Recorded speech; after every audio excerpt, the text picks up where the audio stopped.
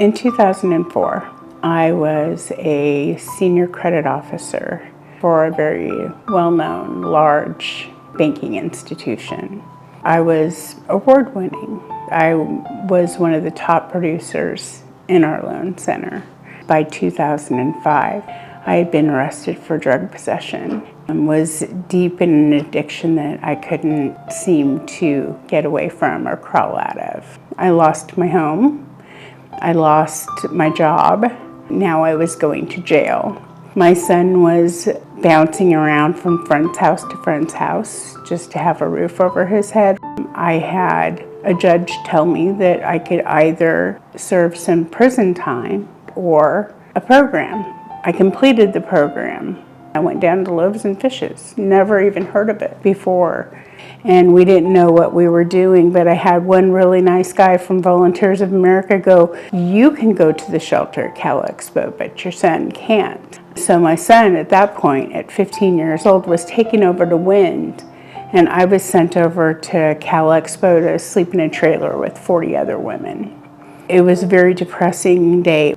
I'd never been separated from him before, and none of the shelters would take us because he was over the age of 12.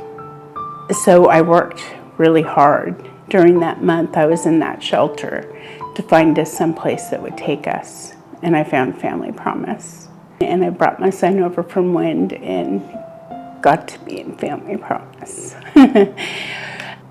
I didn't know people helped other people just for the sake of doing it. And I was astounded by the number of volunteers and kind, humble people would come to the churches at night and serve us food.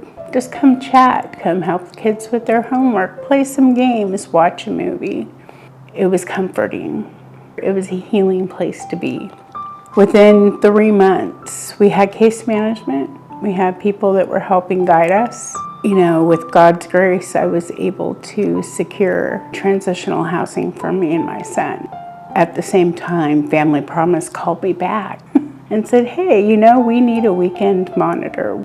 You know, you can work a couple of days a week for us part-time, have a little extra money, get back on your feet, and kind of get back into the workforce." 6 years later, I was the case manager, and Family Promise was a huge part of my recovery, of reestablishing a relationship with my son, who was very angry with me for all the wreckage that I had accumulated and created through Family Promise and through the transitional program that I was able to. I had the opportunity to heal some things.